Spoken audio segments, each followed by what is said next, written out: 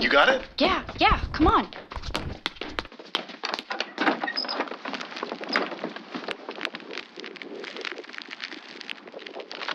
There it goes. Oh, wow. It's incredible. Look at that. Sure glad we didn't miss it. I don't think anyone did. Check it out. From the deck of our cabin, Joseph and I had looked on as the river broke free after months of frozen captivity. High above us, on a shelf of the tiered mountainside, the Strangels had also observed this, doing so from the battlements of Airy Castle.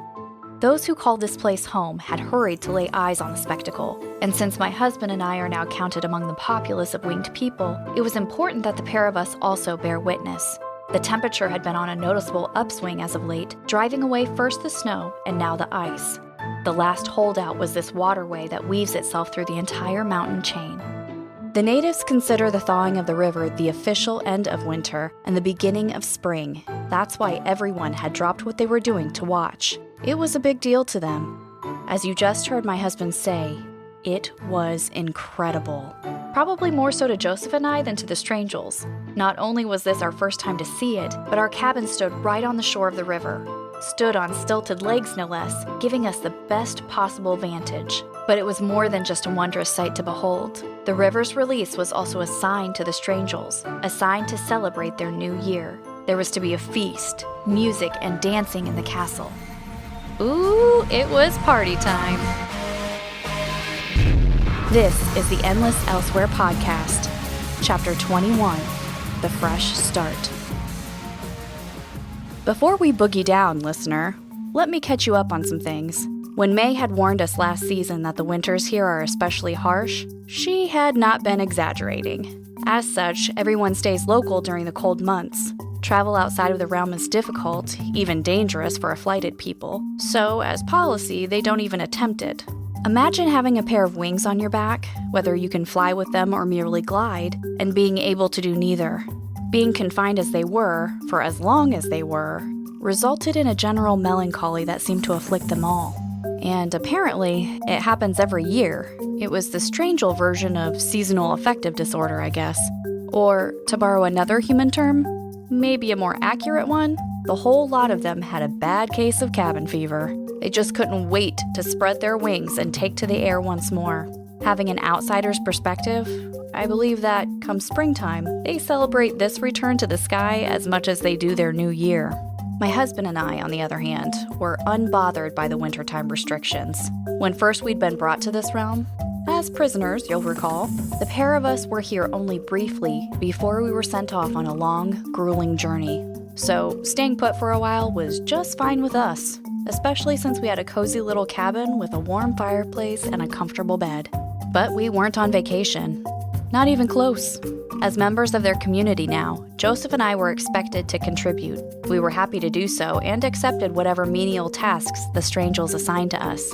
During most of the winter, Joseph assisted where he could with maintenance and repairs around the castle and town. Meanwhile, I was handed over to the textile workers. As the seamsters and seamstresses worked their fabrics, expertly crafting garments, I was given the simplest chore of darning.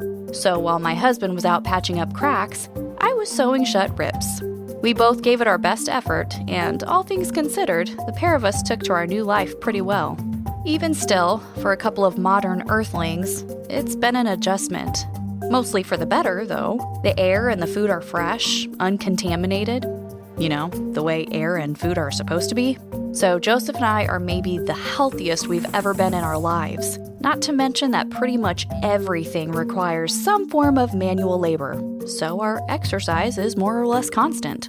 It's way better than any gym membership, believe me. We've both lost weight and gained muscle. Honestly, while we end every day tired and sore, we've never felt better. And it didn't even start with our bodies, but with our minds. It took a while for us to start feeling the effects of this cleaner living, but the technological detox, well, that hit much sooner. It was hard. But let me tell you, once we came out the other side of it, our thoughts were clearer, our focus sharper. I know, I know, listener. You can't imagine not having the whole wealth of human knowledge and entertainment stuffed in your pocket. I guess you'll just have to take my word for it when I say that we're all better off without its dependency or its distraction. But to be totally fair, the internet is how you're listening to this podcast. So it's not all bad, I guess. When I first met May, way back in season 2, she expressed fear that her world could one day mirror Earth. Now there are a variety of ways that it could do so, and none, at least none that I can fathom, are for the better. But I try not to think that way. Why? Because it would mean that the cadre had been right to seek separation between the two planets, and even that Flo had been justified in her actions. Anyway, aside from the recording equipment we brought with us, we have no other modern devices, and guess what? We don't miss them. Yes, I hear you, listener. But what about the coffee maker Joseph brought back from the truck stop? Well, as my husband and I should have guessed, the Strangels took it away from us. Bruce ordered the machine to be seized and locked away like our zappers were when we came through the portal the first time. Joseph was less heartbroken than I thought he would be. He later realized that the coffee maker probably wouldn't have worked anyway. Remember, his idea was to power it with the contact charger. However, we'd only seen it function with battery-operated devices, like my field recorders, so there likely would have been a compatibility issue between the two. Oh, and you remember the contact charger, right? That piece of Nephilim technology I found in the bunker on the Lost Isles? The one I'd smuggled back here in secret? Well, it's a secret we continue to keep. If the Strangels knew we had it, they would be none too pleased. The thing is just so valuable to us, to the equipment we use to make this podcast, especially over the last few months. Like earthly winters, there's been significantly less sunlight here, which is a problem for the solar charger we brought with us. Even still, there have been a number of times that Joseph and I have considered handing it over or quietly destroying the contact charger, but we could never bring ourselves to do it. So we keep it hidden, almost from ourselves as much as the Strangels. Out of sight, out of mind, I suppose. But while the coffee maker itself was confiscated, the keeper did let us keep the bags of actual coffee we'd brought back. The Strangels hated human technology, but not human food. Probably because it was earthly crops that had saved them from a famine way back when, and continued to feed their populace to this day. So now every morning we make what Joseph calls cowboy coffee. It's the old school method of boiling it in water over an open flame. Then, once the grounds settle in the bottom of your pot, you ladle out yourself a cup of my husband's namesake. It's not bad either. I was, however, really missing my cream and sugar. Fortunately, we found a worthy substitute. May introduced us to one of their many native fruit preserves. The Strangels have their own methods of canning, so these keep all winter long. This particular preserve, a red, syrupy substance with a rich saccharine taste, counteracts the strong bitterness of the coffee nicely. But even with this alien condiment, the coffee still reminds us of home. Don't get me wrong. This world is an objectively better place to live for all of the reasons I've rattled off already. But, you know, even a visitor to paradise can get homesick. But there was no going back. Joseph and I were here for good, so we made the best of it. And that brings us to a more recent time. When the season began to change a couple of weeks back, my husband and I were reassigned to field work. While Joseph was sent to the woodland to fell trees for lumber and firewood, I was put to work in the gardens that grow on the tiered side of the mountain, where the Strangels grow their indigenous produce. I have always had an interest in gardening, but never had the time for it. Turns out I was a natural. Or so said May, who taught me everything I needed to know. If you can believe it, the warrior woman actually has a green thumb. We tilled up the thin mountain soil and repaired or built new trellises for the coming growth. I liked this job much better than my last one, and I really liked toiling away side by side with my amalgam sister.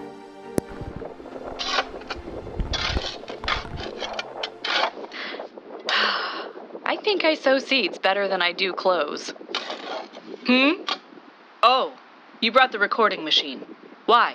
I just thought of that clever sewing line and wanted to get it on the record. Besides, we just finished planting our first garden. It's a special moment. Special? You know, worthy. Worthy of what? Remembrance. Why not simply remember it? It's a human thing. wanting to preserve stuff like this. Besides, it might be used for the show. Our work here will be in podcast? Maybe, if it has later significance. What significance is there to the people of your world that we plant seeds on mine? It's not really about the seeds. Well, it's kinda about the seeds, but the seeds are like a metaphor, you know? A metaphor for us, having a fresh start and all that. Get it?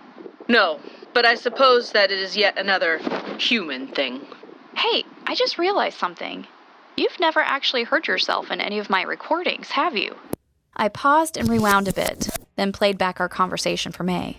Turns out my kind and hers weren't so different after all.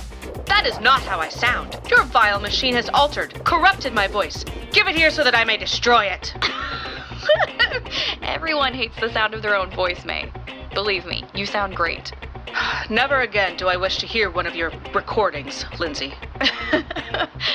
Sorry, I should have seen that coming. So, are we done for the day? May twirled her spade and thrust it into the ground. Unsurprisingly, she wielded her garden tools as well as she did any weapon. I said as much in a way of a joke, trying to cheer her up, but she didn't respond. May had gone quiet on me. I thought she was still brooding over the sound of her own voice, but she'd been pulled away by some weightier thought. I tried to call May back from it. Thank you for teaching me this, May. I've really enjoyed learning. May? You okay? What is it? There is more for you to learn, Lindsay. For you and your husband both. We should have begun long before now, but I have not had anyone in my tutelage since Fledorwin. I was not prepared to begin again. I am still not. And yet we can delay no further. May offered, insisted really, to train Joseph and I in what she called proper combat. At first, the pair of us were taken aback, even offended. We'd been doing just fine, I thought. Joseph and I had won more fights than we'd lost, anyway. But May, as she's so good at doing, gave us the hard truth. The amalgam pointed out the undeniable, that we have no real technique or skill, that I rely on my speed and Joseph his size. We needed her training. Without it, us humans would be useless in the fight ahead. My husband and I had never faced adversaries like those on their way to the mountain. No one understood this better than our amalgam friend, who was herself trained by these creatures. It didn't take us long to realize that May was right. And so, swallowing our pride, we put ourselves in her hands. Before we began, however, May armed Joseph with a new weapon. She said that the spiked gauntlets he'd used on the quest last year would be inadequate for the kind of warfare ahead. He needed something deadlier, more unforgiving. A high-impact weapon, she called it. Knowing that he'd been tasked with cutting down trees as of late, she'd gifted him a hefty, double-edged battle axe. It was very different from those with which he'd been logging, but now, because of this lumberjack work, he had the strength to swing it well. I was grateful when May let me keep my saber, but there was no reason to be. It was as if I, too, had been handed a brand new weapon. That's how little I actually knew about swordplay before May's training. And so, in the evenings, when already tired from the day's work, the three of us would gather to practice.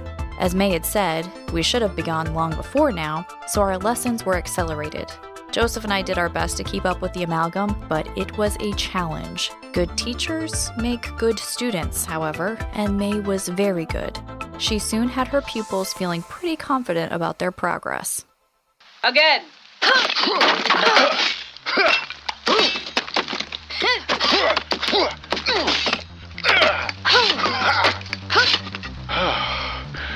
Nicely done, sweetheart. You too.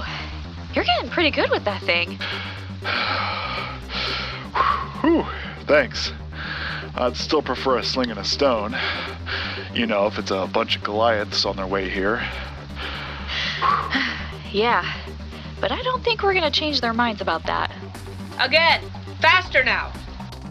Joseph and I had not realized until very recently that the Strangels had no long-range weaponry, no projectiles. They hadn't invented gunpowder, obviously, but they were far enough along technologically to have developed the bow or the catapult or something that flew through the air. However, on moral principle, they had avoided the creation of such arms. To strike down an enemy from afar was viewed as cowardly by this noble people. They believed in meeting a foe face to face. They extended this respect to every adversary, even to the very worst of them. And you can be sure, of all possible enemies, those on their way here now were the very worst of them. In fact, close quarters combat with them sounded like certain death. My husband likened it to squaring off with a grizzly bear. A single blow from one of these juggernauts could be lights out. And this is when I reintroduce you, listener, to the Nephilim. I avoided all mention of the giants in the Season 4 recap, because I knew this entire 5th season would be, unfortunately, dedicated to these unholy abominations. We have discussed them at length in previous seasons, so I'll just give you the bullet points. In the ancient past of Earth, a hybrid race of giants were sired by entities who took on human form. The Cabal believes that these entities were interdimensional visitors, aliens from another plane of existence, who spliced their genetics with ours.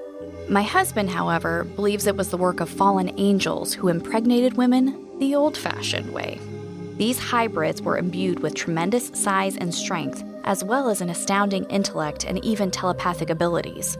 The Nephilim were apparently responsible for many of the architectural and technological feats of the distant past, those ancient discoveries that baffle modern eyes. These structures and artifacts are the last vestiges of the giants as they were driven into extinction upon the earth. And so it is to the history of this other world that we now turn our attention. A remnant of these colossi escaped from their plane of origin ages ago, traveling here by way of the portal. Then, in a more modern era, when all hope of recovering the orb seemed lost, the creatures tried to return home in a pair of spacecraft. One of these made it to the stars and is heading toward you right now, listener. The sister vessel, however, never left this world and crashed into one of its oceans. It sank to the sea floor and has there lain for decades. Joseph speculated last season that the hull of this spacecraft must have finally succumbed to the crushing pressure of the deep, triggering an emergency ejection of its passengers. You see, before they launched, the giants put themselves into suspended animation to survive the long trek across the cosmos.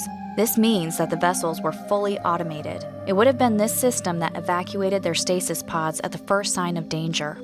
These capsules would have risen from the blackened depths and opened upon breaking the surface, wakening their occupants. This reappearance was made known to the Strangels in the form of a vision gifted to their prophets and prophetesses. And while none doubt the truth of this, there is disagreement about how to proceed with the warning. The giants were shown to be emerging from their vessel and from the sea, yes, but that was it. For all anyone knew, these juggernauts were marooned on some far-off land, that an ocean safely separated them from us. But, as May was always quick to point out, an ocean did not stop the Grimalkin and her Atlantean minions. You see, May is convinced of the giants' return to the mountain.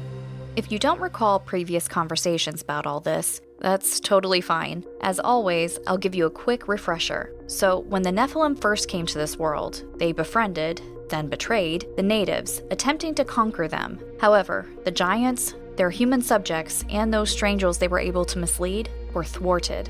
They were then driven away, off the mainland, banished to an archipelago that was later called the Lost Isles. But then, generations later, when they'd built up their forces, the Nephilim attacked this mountain yet again.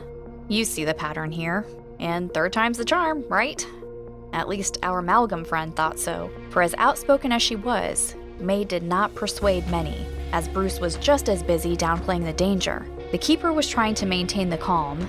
That, or putting his head in the sand, I'm honestly not sure which. While he has not denied the threat in so many words, he has not prepared for it either. He can't risk being wrong, you see. Not publicly anyway, because then his constituency might doubt him, might replace him. Ever the politician, Bruce wanted to hold on to his authority for as long as he could. Remember, the position of the Keeper was created as a placeholder until a new High Cleric was named. This leader of their faith was chosen by divine appointment, but the selection was long overdue, even before Joseph and I came to this world. The Strangels had grown impatient and made Bruce their steward, so it was to him that they looked for guidance. But all he did was look right back to them, to see which way popular opinion was swaying, then he would tell them what they wanted to hear. A through-and-through demagogue. And because no one wanted war, he assured them that there would be none. Sadly, the only people May had thoroughly convinced of the imminent peril, aside from Remy, was Joseph and I. And even though we belong to this community now, the pair of us were not yet looked to for our opinions. Our voices went unheard when raised. You'd think we would have won some favor by slaying the witch for them, but the winged people just saw that as us solving a problem from our own world, as if we were cleaning up our own mess. We have no clout in this realm, is what I'm saying. It's rather frustrating, actually, especially for my husband. To escape the politics, Joseph has been sneaking away in what little spare time he has to work on a not-so-secret project. As I predicted that he would, my husband has been single-handedly excavating the Midnight Lightning. Remember, this was the Frankenstein vessel of train, tank, and submarine parts cobbled together by Pendergast for his expedition nearly a century ago. He, Jonas Gentry, and others had driven the Midnight Lightning through the portal to explore this other world. Twice, Pendergast came here in the belly of his marvel. On the second occasion, what would prove to be the last, the vehicle was abandoned here. And even though the Midnight Lightning had been used to defend them in not one but 2 battles, the natives had no care for it. They let the vessel be claimed by nature. From the wall of Airy Castle last season, May had shown Joseph where in the tree line of the forest the Midnight Lightning could be found. It was then completely overgrown. But now? Well, now my husband knew how to swing an axe, and when it was completely laid bare, Joseph took me to see it. Behold! I said, behold! Oh, yeah. Wow. Right? Isn't it marvelous? It's something. What? It's just kind of hard to see.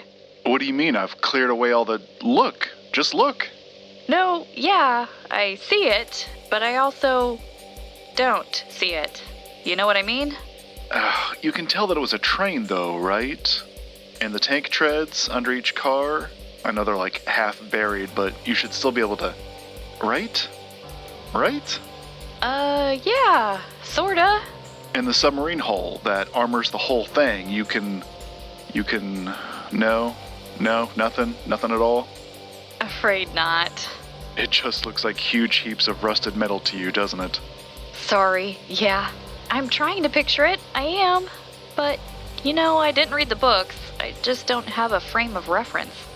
Let's try going inside. There's more to see there anyway. So the door's still open?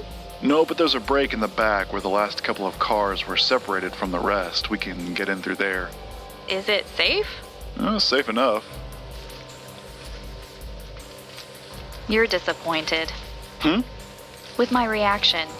You've worked so hard on this thing and I just... No, it's fine. Really, I get it. It'll be the same with most everyone listening.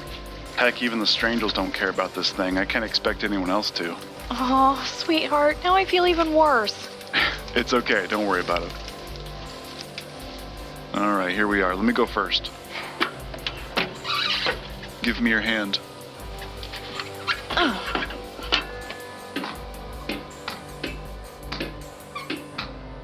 I thought you said there'd be more to see in here. Yeah, it's pretty dark. Sorry about that. Every car has its own portholes, but most of the shutters are stuck in the down position. I was only able to get a couple of them open. No. I mean, there's nothing here. It's been stripped. Oh, right. May tells me that was done more recently by the cadre. They were trying to get rid of this thing piece by piece. Like the Atlantean airship that crashed in the river back in the day? Yeah, exactly. You know how much they hate technology. So, why didn't they finish dismantling it? The cadre lose interest? Or volunteers, thanks to Remy. Speaking of a light in the dark, what's that at the far end? Is it another break? Oh, it's daylight getting in through what's left of the windshield. So that's the locomotive down there? Yeah, let me show you. Okay. I think I'm starting to see it now, how great this thing was. I really was trying to be a supportive spouse anyway. I just couldn't see what Joseph did. Like I said, I think it's because I had not read the books. This was like when we found the crashed dirigible last season. Not the airship we just mentioned, but its escort vessel that had wrecked while retreating to the Lost Isles so long ago. To me, it was just debris. But to my husband, it was history. Oh, well, this is something. Yeah, at least in here you can tell what's missing. The control board and pilot chairs would have been right here. Was that a periscope? Once upon a time, yeah. And why is there a ladder in the middle of the... Is that a hatch in the ceiling? Yeah, they used to be able to climb onto the roof from here. Does it open? Unfortunately, no, and I've tried. It must be rusted shut. Do you want me to give it a go? It's not gonna open, babe. What? Afraid of finding out your little wife is stronger than you are? Yes, actually, I am. All right, listener. Now that you're mostly caught up on the state of things, I can loop us back around to where we started, with the thawing of the river. Like I mentioned up top, the Strangels take this event as a sign to celebrate their new year. There was to be a festival, and everyone was invited, even the earthly immigrants. This would be our first shindig on this other world, so my husband and I weren't entirely sure what to expect. Serving with the tailors for most of the winter had given me a greater appreciation for the alien garments we wore every day. I told Joseph we should gussy up, and he agreed. We didn't worry about showing up underdressed. Not when the Strangels' style of clothing was, to us anyway, medieval, and as such, formal enough for any occasion. No, it was mostly a matter of finding our least dirty, least tattered outfits. We were keeping it classy, mind you. Not since the first time we donned the garb of this other world had my husband and I looked on one another with such admiration. We clean up pretty good, if I do say so myself. We made the long walk from our cabin around to the front of the mountain where, up the escarpment, yawned the mouth of the tunnel. We headed up to the entryway, but there, under the always raised portcullis, paused and turned back. We surveyed the town that sprawled at the foot of the mountain, surprised to see no one. Joseph and I looked beyond this to the farmlands, still spotting neither aerial nor amalgam. We pushed our search further out to the woodland that hemmed in the fields. Not a soul. We realized with horror that everyone must already be in the castle. We had mistakenly assumed that the party would begin in the evening as get-togethers typically do on Earth, especially those that celebrate a new year. So we were late, and not fashionably so. We looked to each other, mirroring one another's expression of, oops. Joseph and I then twisted back to the opening in the mountain and all but leapt inside. We hurried up the long, inclining passageway. The pair of us were very familiar with it by now, using the tunnel often, as it was the only way for us flightless folks to reach the castle. On an ordinary trip, we'd be passing by amalgams going to and from, but not this time. It was as empty in here as it was out there. We would be the last to show up, and to our first ever Strangel party, no less. In our growing embarrassment, Joseph and I actually began sprinting up the tunnel. As always, torches were ensconced on the walls and lit our way. In what was probably record time, we reached the cavernous mausoleum that lies beneath the fortress. Here we paused to catch our breath, glancing around as we did so. Surprise, surprise, there was no one around. Well, except for the dead, of course. All the previous generations of Strangels were entombed in the walls around us, but they couldn't judge our tardiness. When we finally stopped panting, the pair of us then moved to the stone staircase. This ascends to the postern door, what's more like a trapdoor really, in the floor of the courtyard. My husband and I did not mount the steps though. Not yet. We paused again, this time to give each other a once-over. Joseph straightened my hair and I his jacket. Then, arm in arm, we headed up the stairs and pushed our way through the door to make our entrance. And it was quite an entrance, let me tell you. Joseph and I had appeared in the middle of the courtyard, but more specifically, we'd appeared in the middle of an elaborate ballet that was already in full swing. We'd heard neither the dancing nor the music from the crypt, not through all that stone. It was beautiful, the ballet. What little bit of it we saw and heard, anyway. Our interruption brought it to a screeching halt. The singers fell silent, as did the instruments of the musicians. The silence was followed by stillness. The dancers stopped and stared, then did the rest of the surrounding partygoers. The lighted eyes of the entire Strangel population were now locked on us. I was mortified.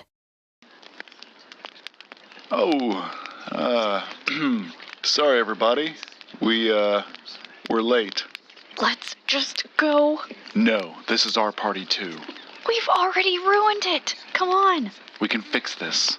What? We don't have anything to prove to them. No, not to them. To Haley Wickham. She was wrong about that one thing. Now let's prove she was wrong about both of them. Who are you talking about? What thing? Oh, my dear, we must trip the light fantastic. What the flip does that mean? Baby, We've got to dance.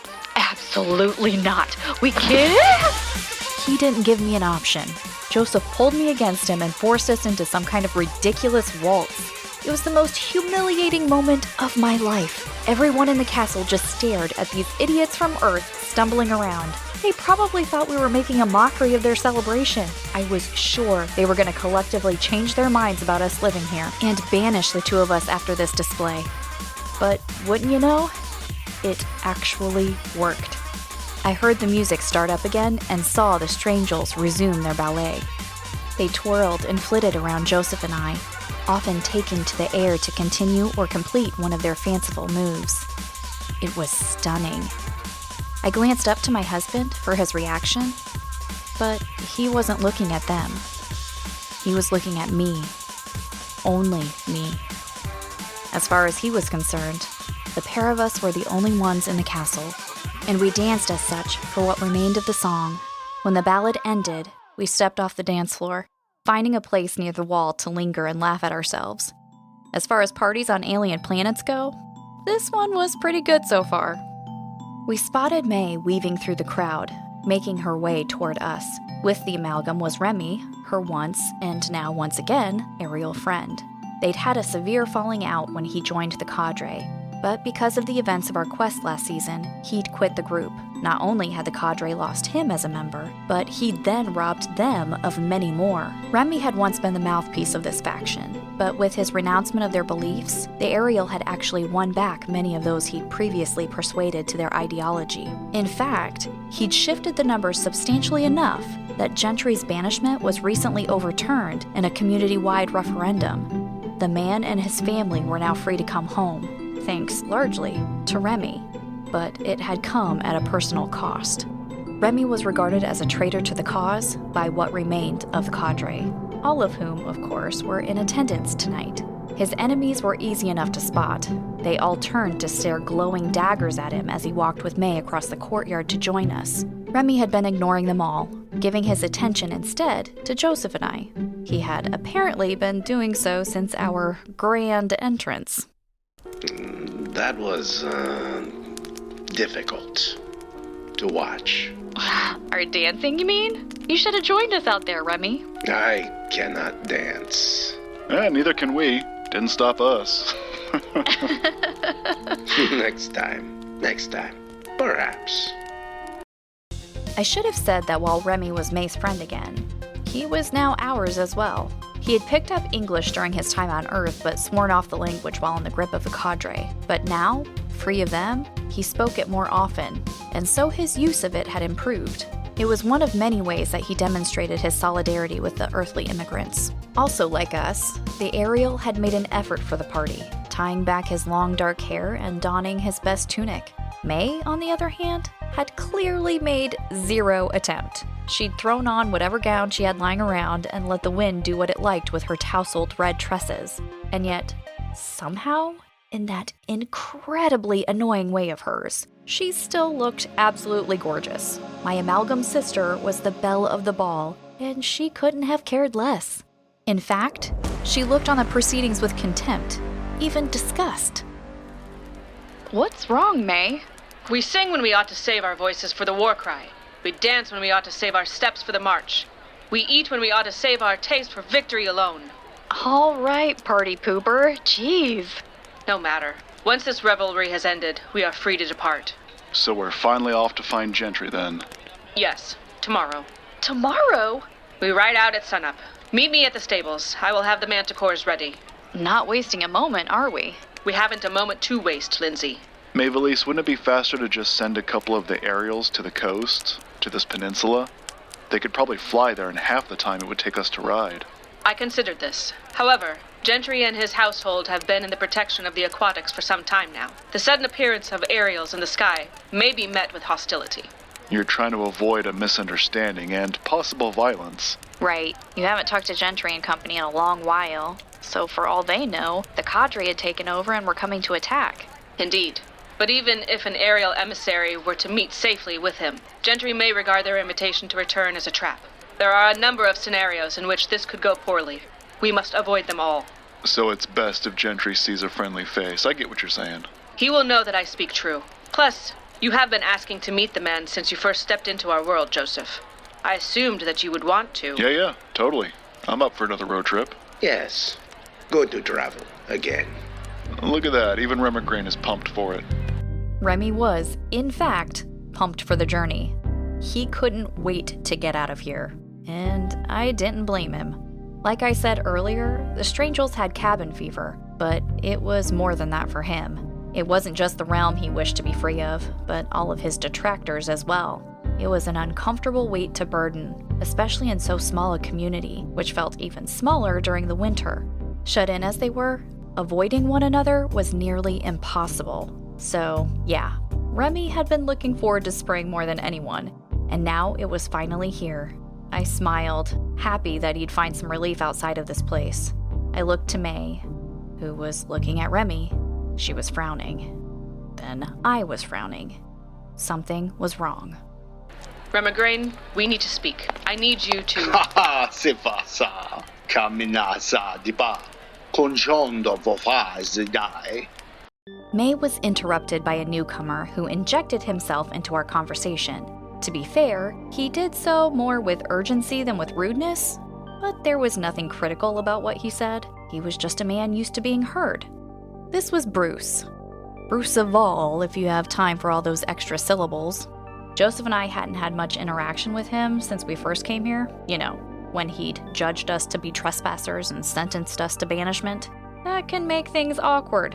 Plus, there was that language barrier. Bruce didn't speak a word of English and didn't care to, which was just fine with us. We had no reason or interest to speak with him about anything anyway. Bruce just rubbed us the wrong way, always had. It's not that he was necessarily off-putting, it was just a clash of personalities, I think. The keeper was of average build, and yet he carried himself either with the excessive confidence of a large man or with the overcompensation of a small man. But I could never tell which it was. His hair and beard were graying, but didn't suggest any underlying dignity or wisdom. In the same way, his regal garments did not give him an air of nobility or refinement. He merely looked the part of a leader. All it took was one hard squint to see through the veneer. I have repeatedly referred to Bruce as a politician, and I stick by that description. The keeper spoke first to Remy. I thought his tone patronizing, but wasn't sure if I was hearing it accurately. That is, until I saw Remy's face contort with annoyance. Before our aerial friend could respond, Bruce turned sharply to May. I noted that he adopted a more respectful cadence when he spoke to her, but he also kept his words few. There was no love lost between these two. Oh, and he never even so much as glanced at us humans. Despite Joseph and I giving him our full attention, the keeper pretended as though we were non-existent. While I listened to him closely, trying to glean the content of his words, Joseph gave his focus to the cloth-wrapped orb Bruce held close to his body. If you think the Midnight Lightning had significance to him, try to imagine the effect this ancient artifact, this key to the door between worlds, had on my husband. Anytime he was close to it, his captivation for the orb was palpable. It borderlined on unhealthy, but he kept himself in check. The keeper, with his free hand, then withdrew a scroll from the inner pocket of his cloak and proffered it to May with an insincere smile. Then, just as abruptly as he joined our little group, the keeper took his leave. We watched the politician return to the party, glad-handing everyone he passed. No sapatita pa. Fosso hayanya manasai. What was that about? Remy, you okay? Dandalaga dendalo boton of stondakala. Rhemigrayne! What? What'd Bruce say? He told Rhemigrayne that he is proud of his progress. What do you mean, progress? It was Brusivaal who ordered Rhemigrayne to join us on our quest. Yeah, as a spy. Oh, he's trying to twist it now, isn't he? To make it seem like he picked Remy because he knew it would be good for him to go. Ugh, what a tool. Maevalesse, what did he give you? Not here. Let us go up to the wall to speak. Our conversation wasn't exactly private, not with so many milling around, so our quartet withdrew from the courtyard. Joseph and I followed May up one of the ladders, Remy behind us. At first I wondered why he did not simply flutter up as aerials do, but then I figured it was another of his performative actions against the cadre, like him speaking English. One by one, we reached the top. Our group now stood upon Airy Castle's single, circular, gateless rampart. We paused to look around. From the enormous wall extended many lofty towers, from whose chambers we may be overheard. It was unlikely that any of them were occupied, but we didn't risk it. The four of us commenced to walk the circuit of the fortress, appearing to be on nothing more than a casual stroll. Not until May was satisfied that we were truly alone, or out of earshot, did we pause and resume our talk. It is a map. To the peninsula? You don't know the way? I implied to Brusivaal as much. But you actually do. I was testing him. You think he's up to something? We are about to know. He offered to sketch this for our expedition. How suspiciously generous of him. The inaccuracies are subtle. It's a fake? What is he, trying to keep us from finding Gentry? To delay our doing so. Why? Since the Defender's banishment was overturned, Brusivaal has been increasingly nervous. He hides it well, but I have seen it in him nevertheless. And now here we are about to go get the Defender. Is he afraid of Gentry retaliating against him? Since it was Bruce who handed down the sentence? That is not in Gentry's nature. Brusivaal knows this. What does he fear? What else? Losing his place. Just Gentry being here will undercut the authority of the Keeper. He probably foresees a vote of confidence that he'll most certainly fail. When Gentry learns of the prophecy, he'll ready everyone for war. And that will make them wonder why Bruce hadn't already done so, or why he kept assuring the people that everything would be fine. Why has he not prepared for attack? Brusivaal thinks we're tilting at windmills. What is windmills? And why would we tilt at them? It's just an expression from my world. It's from an old story. Don't worry about it. Well, if we weren't already motivated to get Gentry back, this sure lights a fire under us. Yes, must be fast to arrive, fast to return. You are not going, my friend. Not this time. What? What do you mean? Why not, Maevalesse? You would leave me behind? Why? Because I cannot... Remy tapered off. We were atop the wall, and we had plenty of privacy, but still he could not speak it aloud. The situation was a sensitive one. The aerials remain grounded for the winter, as I've repeatedly said, but this isn't what had kept Remy out of the sky. The harm Flo had done to his wings last season was substantial, enough so that he had to ride home with us on the Manticores. I had assumed his wings had healed, or at least remained functional. Remember, one of them had taken a bullet on Earth, and still he could soar with the best of them. But the traitor had apparently inflicted damage beyond repair when she ran her spear through them both. He could no longer fly. This was a profound humiliation for any aerial, let alone one with so many enemies. So Remy had kept it quiet, not wishing to give the cadre any more ammunition against him. It was only his friend May who had shared his secret. Now Joseph and I did so as well. Oh, Rhemigrayne. I'm sorry. We didn't know. So what if he can't fly? That doesn't matter. He can ride with one of us on the Manticores like before. He can still come with us, May. She didn't answer me or even look at me. May kept her eyes on Remy, quietly awaiting his understanding. When it came to him, Remy knew that her asking him to remain behind had nothing at all to do with his broken wings. I was late to the realization, but when it came to me, I said it aloud. You need someone here. Someone I can trust, yes. To keep an eye on Brusivaal. And the cadre. I can do this. I'm sorry to ask it of you, my friend, but there is no one else. After what happened with Flo, May's circle of trust had shrunk to those standing with her here and now. With everything decided, and not wishing to raise suspicion, the four of us returned to the courtyard, to the party. It had quieted down while we were away, and now we saw why. A number of the younglings were being baptized into the faith of the Strangels. Ariel and Amalgam children lined up, excitedly awaiting their turn. Joseph and I exchanged glances, then looked on as the next kid underwent the ceremony. We knew him. Well, knew of him. This was Protenvaire, an Ariel with a sweet nature and a smile that shared it with the world. We'd been seeing more and more of him as he'd lately gained his ability to fly, a skill that typically comes with early adolescence. The officiant of the baptism, one of the prophets, said some holy words over the boy, then dipped him backward into the water and raised him out again. Protenvaire emerged soaking and smiling that smile of his. He waved to his proud parents, then stepped out of the water as the next youngling came forward. The pair of you may join the line if you so wish. Maybe next time. So, earlier when I was telling you about our assimilation into their society, there was something I left out. A big something. When Joseph and I were first accepted here, the Strangels informed us that, to complete our induction, we needed to participate in one of their baptism rituals. More than belong to the community, the act would demonstrate our belonging to their maker, their god. Even months later, Joseph and I had yet to take the plunge, so to speak. There had been some delays. First, the cadre protested Joseph and I being permitted into the sacred waters.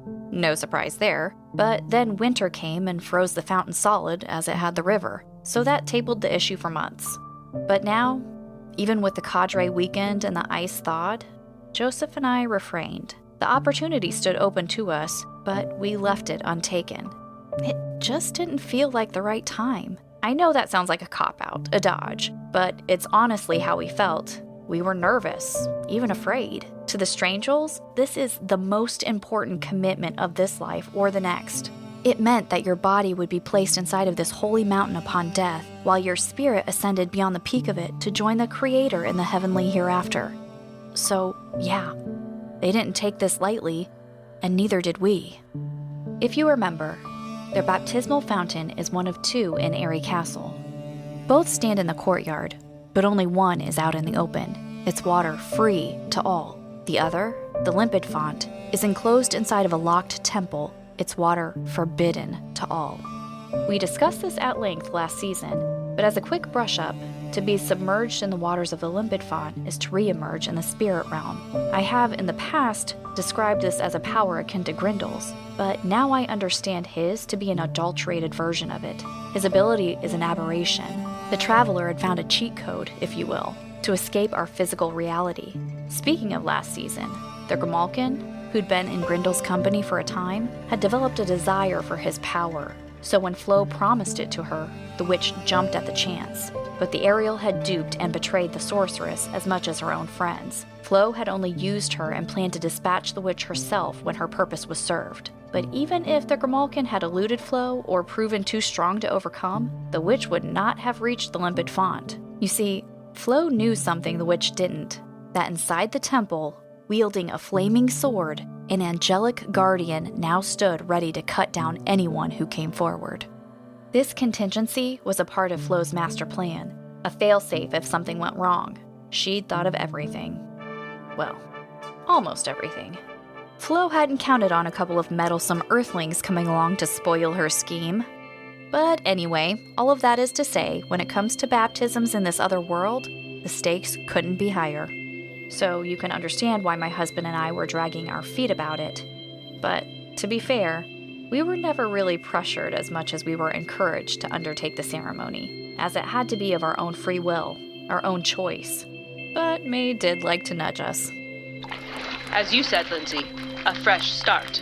Planted seeds require water, yes? Leave the metaphors to me, May. Needless to say, we did not take the plunge that night. And after this awkward refusal, Joseph and I left the party. With so early a start the next day, we had the perfect excuse to duck out. We made the long walk back to the cabin in silence.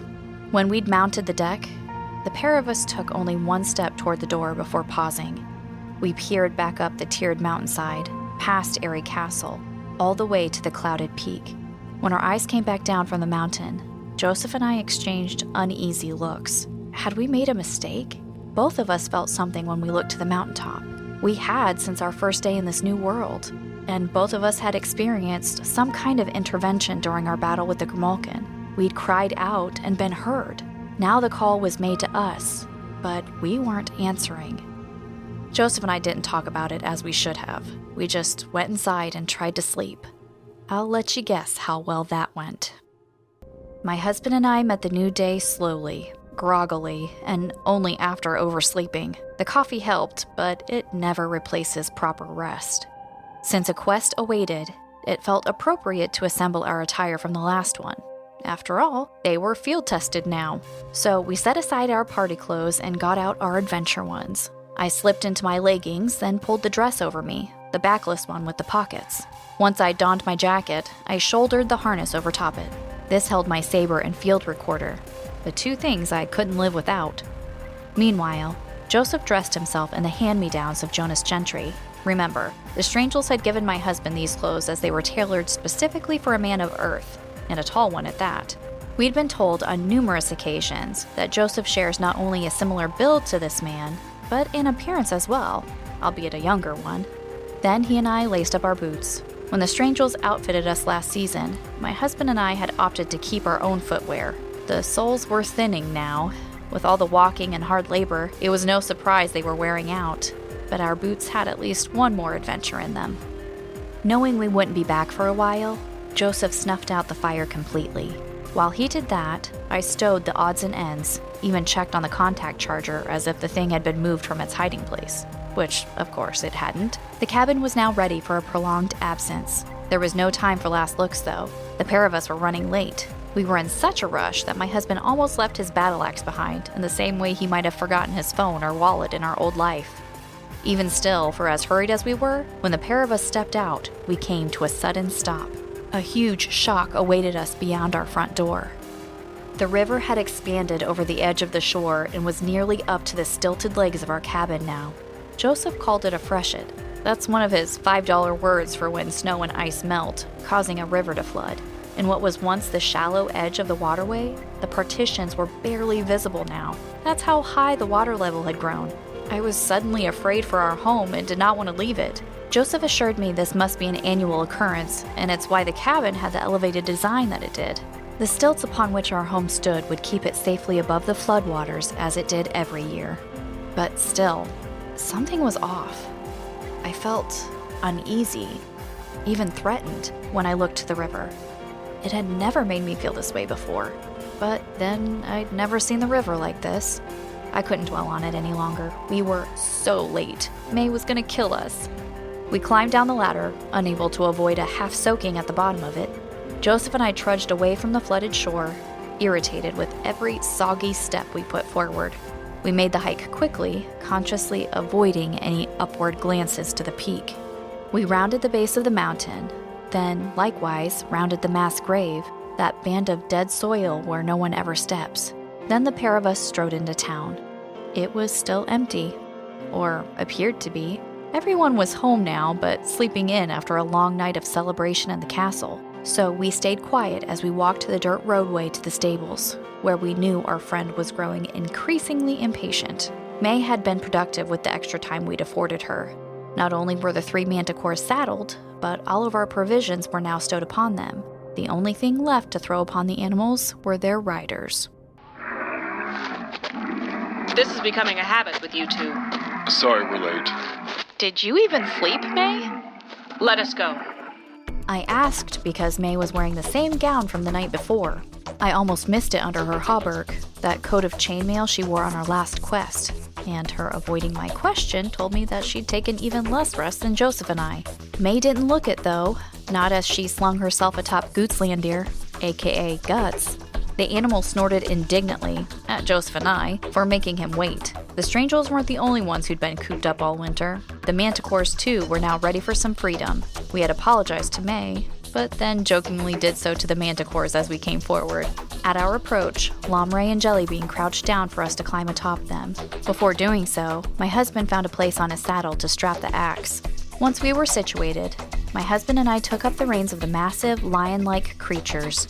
It had been months since we'd ridden, but as soon as they lifted off the ground, it felt like only yesterday. Hey, JB, how you doing, buddy? Ready for another epic quest?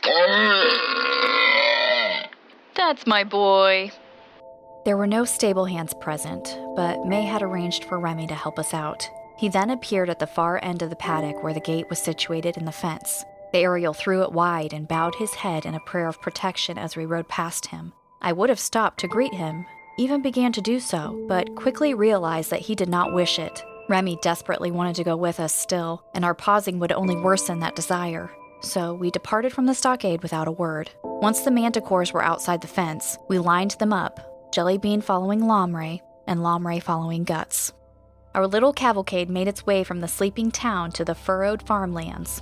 The ground had been plowed and now awaited planting. Even over this uneven terrain, the manticores loped nimbly. For all their size, the creatures are light on their feet.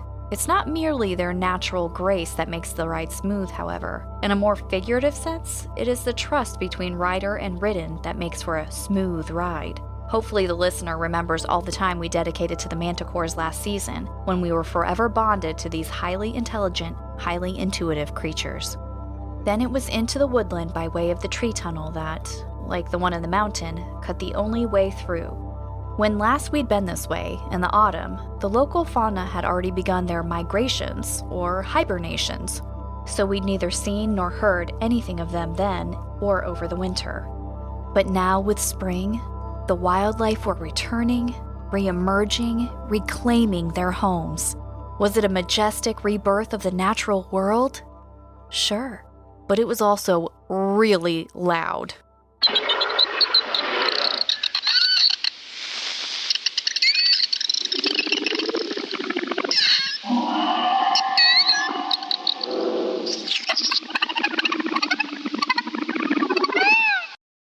Last season, when passing this way, Joseph had asked May about a hidden lake he knew to be here in the forest somewhere. He'd read of it in the manuscripts. My husband also knew that centering this body of water was an islet, and that upon it stood a ziggurat of Nephilim construction, a structure not unlike those mentioned earlier, that serve as the last trace of the giants' presence on Earth. Or here, for that matter. This ziggurat was apparently erected ages ago, when the giants and their Atlantean subjects first came to this world and befriended the natives. That friendship had lasted a while, long enough for the earthly visitors to build their own structure in the realm of the Strangels. But then war broke out, and the stair-step pyramid was abandoned. Whereas he'd merely inquired about it the last time, Joseph now asked if we could take a detour to see it. May had to say no, of course. We were on something of a time crunch. He understood, had even expected the answer, but still he was let down. And May, the secret softy that she is, did not like letting her friends down. Perhaps on the way back, Joseph. Promise? Yes, I promise. Cool. Thanks, Maevalesse. You are welcome. When we finally emerged from the woodland, we did so into the awaiting savannah. We were familiar with this much of the Strangels' territory already, having been this way previously, but we were not going the same way as before. No, we now aimed ourselves at the opposite coast. I really don't know the cardinal directions on this alien world, but if it helps you picture it, listener, imagine that last year's quest took us to the eastern seaboard, to where the Lost Isles lay off the coast. But now we were going the other way across the continent, to the western seaboard, where we'd find a peninsula in the legendary Jonas Gentry. We rode as far as we could that first day. Beyond, actually. May, in her eagerness, kept us going even after sundown. Remember, the manticores have near-perfect night vision, but they still need to rest. May could apparently go without sleep, but not our mounts. I convinced her that we were pushing the animals too hard, especially on their first outing in months. She reluctantly agreed, and so we stopped to make camp for the night. We unsaddled the creatures, then turned them loose to graze. When they'd had their fill, the manticores lay themselves in a triangle around us and our campfire, creating a wall of protection. Only then did the three of us feel safe enough to lower our guard. We too had our meal, then settled in for the night. We were all exhausted, but even still, we stayed up to speak for a while. What'd we talk about? What else? Maevalesse, is it possible that they're already here? On the continent, I mean? Possibly. Do you think they stopped by the Lost Isles first? I think that likely, yes. They're not gonna find much. The only thing left is that bunker with the stasis pod, and going back to sleep is the last thing they want. They're gonna be furious when they find their empire destroyed. After the giants launched their vessels, Gentry and the Ariels assaulted the island chain, leaving it in utter ruin before exiling the Atlanteans and adopting us amalgams. May, did you just do a recap for the podcast? I suppose that I did, yes.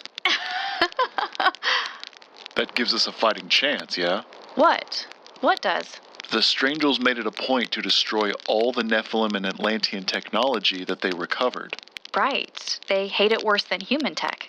So the giants have been separated from all of their equipment, their science, their alchemy. They no longer have that edge. You're saying they can only come at us with the clothes on their backs? More or less, yeah. The giants will fashion weaponry from what they can and use tactics we cannot even fathom. Even without their advancements, they will be formidable. And we know they kept themselves practiced in combat. Remember what we saw in their Colosseum. I'd spoken too quickly. I was referring to that massive sword Joseph had found on the arena floor. However, I had instead brought all of our minds to the winged skeleton that had also lain there in the sand. I tossed a glance at May, then tried to quickly move past it. But yeah, good thing Gentry did that. It will make all the difference. Gentry himself will make the difference, Lindsay. He will lead us against the abominations. Without him, there will be no victory. I looked to my husband. His brow was narrowed, which told me that he sensed what I did. Neither of us were sure what that was, though. On behalf of us both, I pressed our friend. Is that all there is to it, May? What do you mean? It just seems like there's something else. Something you're not saying. About Gentry. Do you speak of Fledorwin's lies? That Gentry and I... No, of course not. I know that was all a load of garbage. That's not what I mean. Then what do you mean, Lindsay?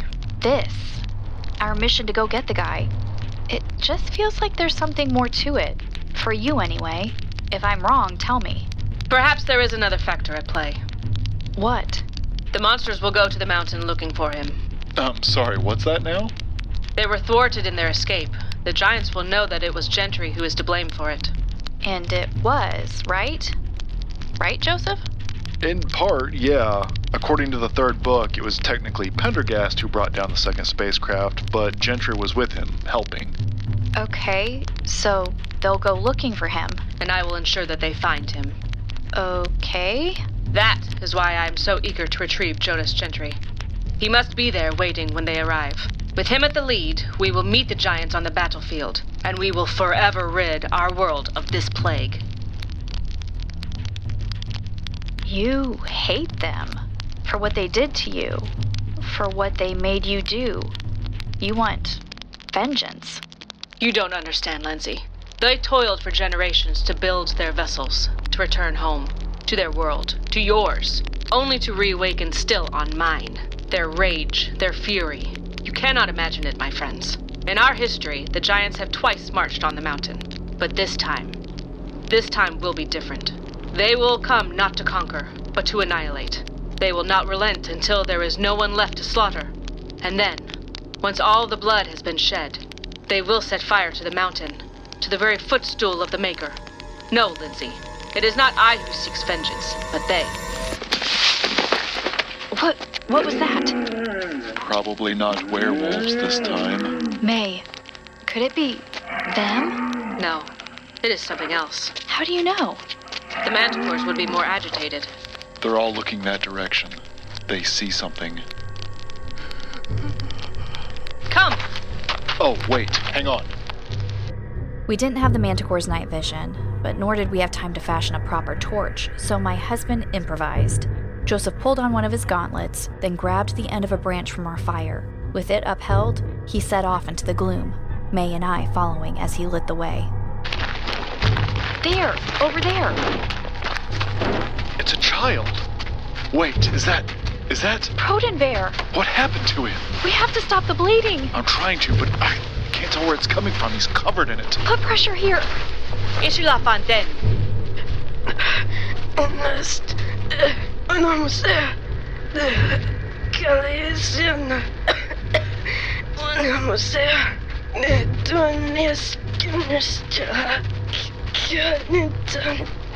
Safonedevka.